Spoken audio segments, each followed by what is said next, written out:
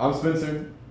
This is the Bust Down, and we're all family. That's why we're all here together. That's what brought us together. And family's important, right? We all come from one at some point. They're all broken or lovely, right? You know, it's all, there's different levels to it. And when it comes to family, we're I don't know if anybody can notice, but we're actually not family. I'm a little bit different. But just a smidge. Just a smidge. But at the end of the day, you know, you really still are family to me, right? So there's different levels to all that. Friends and family is something that's important. It gets us through everything. It's who you celebrate with. It's who you spend most of your time with. It's a big deal. But on the other side of that is it's difficult to have conversations with friends and family that may not go well, that might have some major consequences to them. And how do you deal with dealing with friends and family on something that, you know, you may not want to share? You might think that there's going to be some negative feedback from that. How do you approach that, Tevin? So you want to know now or before? All of it. All of it? So before, I usually lie. Sure. I'll be lying to my friends so usually. And friends, it's crazy. I would literally just lie. Because it's easy. Like, you can get away with that shit. Like, oh, I'm straight. I'm cool. No problems. We all good over here. Going back to the, how you doing? How you doing? Like, it goes back to like, oh, like, I'm straight. We good, yeah. But now, it's more of a, no, I'm not okay with that. How'd you get to that point? What happened? Therapy. Which is very important, I should say. Therapy is huge. Time out, and I think therapy is super important. Agreed. I think that's one of the most important things that you can do for yourself, for the people around you. I think therapy has done me good. It's done. I've seen you improve from therapy. Therapy. Agreed. Right. So that's a therapy is an incredible tool. It's definitely something that's probably would be considered a different type of coping mechanism and how to get through that. So again, for those of us who aren't trained therapists and your friends and family, you're not a trained therapist. Your therapist may or may not approve of this message. But nah, I legit used to lie. I would be like, oh, I'm straight, and I wouldn't tell anybody, knowing fucking well my friends and family knew that I was not okay. Like, I'm a very black and white person, which is a great quality, but it's a shitty quality at the same time. So like, black and white in the sense of like, if I fool with you, I fool with you hard. Like, you know, like, my loyalty is with you and I'm there, and it doesn't stray. But if I don't, you'll know very well also. Like, it's not gonna change. It's very, hey, okay, great, that's cool, we're gonna move on from that. But it goes along with my personality as well. So for me, I'm an extroverted introvert, which is, I think, now becoming more so the thing. I've always grown up as a kid who I can talk to everybody, I can have a conversation, we can laugh about this, we can grow, we can have a good time, and it's that, right? But as I've gotten older, I've quite frankly realized I don't like none of you motherfuckers. And not in a bad sense of like, I hate people, but I just really like to recharge being by myself. So what happens is with that is it's just like, yo, like, you have these moments, right? And then you go about it that way, but then when you're in your dark moments and you're going about things, you don't want to share them. So up until the past, honestly, couple months, I didn't really share a lot of things with a lot of people. And I never would. Because I was always worried about like how people would view that. I was never comfortable with myself to know like, all right, hey, people are gonna view this in this way. So I just went about it to be like, oh, I'm straight, I'm cool. I would go out knowing damn well I didn't want to be out with anybody. Now I find the time to be like, to recluse and be like, okay, I'm not feeling water today, so I'm staying in the house. I'm gonna stay in the house today, and then no problem with that. And I think just to piggyback on that, I think a lot of people have FOMO. Yeah. Especially when it comes to like, it's like, damn, I don't want to miss out. I want to be here. I want to be there. I want to be everywhere where my friends is at. And it's like, I'm not even in a mental spot to even be in that. That's the question. How do you balance the FOMO with how you're feeling? I think balancing the FOMO with how you're feeling is, quite frankly, you just gotta gauge it. Because there's some days and there's some moments. It could be in the same fucking day. I can text, and I've done this with everyone here. Early in the morning, I could be like, okay, I'm not in the mood today. I don't feel this, or vice versa. And then you be out and then out in the later of the day, and I'm like, all right, let's get active. But the biggest thing of what I realize is that there's sometimes I'm like, all right, I'm sitting in the house and I'm bored, and I'm in my head and I'm anxious, and you're ready to go out, and I'm thinking about things, and I'm like, all right, let me go out, and then I go out, and then I get social anxiety, and then I'm anxious as shit the entire time, and I hate being out. So then I recluse back to here. But I realized that even I went on vacation not too long ago. I'm out with people that love me, like genuinely love me, and I know that for a fact. I've never had to question it. And I'm sitting there, and I had to go into the bathroom 6 or 7 different times during one dinner to give myself a pep talk to remind myself, "Hey, you got this, bitch. You doing a good fucking job." Bitch, you doing that is crazy to me. That is crazy to me because I'm like, how did I get to this space? And to even piggyback off that, I think it just comes off of where I was a couple months ago. So I don't know if everyone here knows it, but a couple months ago, back in May, holiday, going about it that way.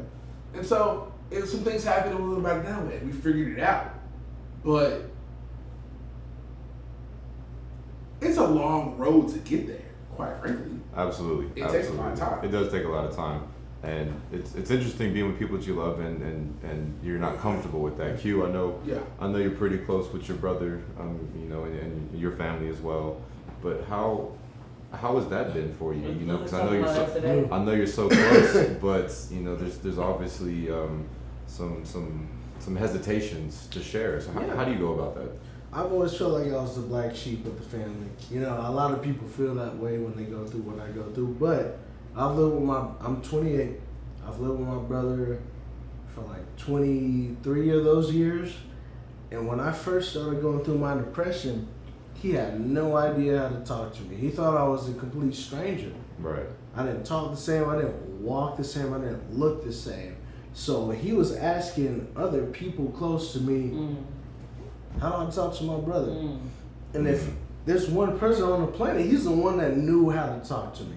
Yeah. And family was a big thing. Mom and dad, they were great, communicative, they understand I was a more emotional being, but it was still swept under the rug. Sure. You know, it was like, hey man, this Thanksgiving. You know what I'm saying? Good to see you. It's all good. Yeah, but it was still one of those things that was just uncomfortable for everyone to talk about. And people don't talk about how uncomfortable it is and can be. It's uncomfortable for me to tell you, and it's uncomfortable for you to even try to understand and reciprocate what you feel. Because I can tell someone I'm saying, like, I don't feel that. They're not attempting to try, but when you really try to understand why I'm sad, what led me here, and especially, you love your mom and dad, and it's hard to tell your mom and dad, in this moment you hurt me, or in this moment you fucked up. Yep. And you don't mean it in a negative sense, but it's like you need to understand how I, as your child, took this and how over the past couple of years it grew inside of me and I couldn't say anything to you. So we can't change what we don't know, so it comes to the point you got to get it off your chest. Exactly. But it's difficult. But by the time you get off your chest, by the time and how you get off your chest, it's too late. You're already in the deep end. I'm already depressed. You're already past it. Absolutely. I should have talked about this with you 8 years ago. Absolutely. But that's exactly how it goes. So no, the people closest to me had the most difficult time. My best friends were like, why don't you talk to me anymore? My brother's like, I don't know how to talk to you. My mom and dad are calling me and I'm ignoring their calls because I don't need to talk to you. And it took a lot of time for people closest to me to understand I'm okay, but I'm trying to figure out what you and I got going on. And once I figure that out, I'm going to discuss it with you. Because I swept so many things under the rug, and now all right, mom, this is where you hurt me. Brother, this is where you hurt me. Best friend, this is where you hurt me. And I hid it for so many years, and I became petty. You know, I'm on Twitter. I'm on Twitter telling people like, And then you oh have to man, about the recipient. yeah, you know, I'm being petty. I like and I was that. like, why are you being petty to me? And it was just a coping mechanism. Like I said, I use comedy, pettiness, and that's what I used to use. I got you. Yeah, that's what I. That's the did. family perspective. Alex, you probably have the most friends of anybody in this group. So from a friend It's perspective, hard. how do you balance always trying to be out and about with everybody? You know, you're a social butterfly and you always like to be out there. But those days where you don't want to be, but then the FOMO kicks in. How do you balance that? Family and friends is probably the hardest thing when it comes to my depression and my, the things that I go through.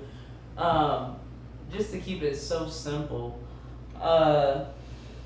my friends, it's like, when it comes to friends, it's like, you don't want to tell your friends, like, hey, dog, I'm sad. Hey, dog, I'm going through this. What you trying to do? And then What's up? And then you're on social media telling You don't people wanna like, say oh that. man, and you're throwing out hints like, man, I'm not having a good day. And And when then- your friends don't check on you, And then it's fucked you're up mad. because it's like, yeah, Twitter, that's my outlet, low key. yeah. Low key, that's my outlet. I can get my shit off over there. But if you know me, you know you need You to know check what the on fuck me. you talking. You know what the fuck I'm Exactly. talking about. Jack, So when you they- give me the verified symbol. Thank you, appreciate that. Cut that. Anyways, when it comes to the family and friends shit, when it comes to I think like I said, that's probably the hardest thing that it comes down to for me when it comes to with me dealing with my shit. Like, it's so hard to just open up, like and that's all it comes down to. Just opening up to your family and your friends, and it's like, how do you really address the shit? And I think we're talking about it, but what is the solution? I get what both of y'all were saying, but what is the solution to all of that? What is the solution to us getting through the point of being comfortable talking to our friends and talking to our family about the shit that we go through? Because I can double back on what both of y'all said. Like, shit, I don't talk to my friend. I talk to you here and there. I talk to you here. I talk to you here. But y'all, like, how do we really be there for each other? How do we really cope with each other and be there for each other?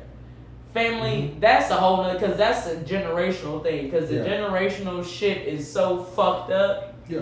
And that's a whole nother thing. But as friends, we should have more How responsibility. do you really have responsibility? What is a friendship? Mhm. That's what it boils down to. What is a friendship?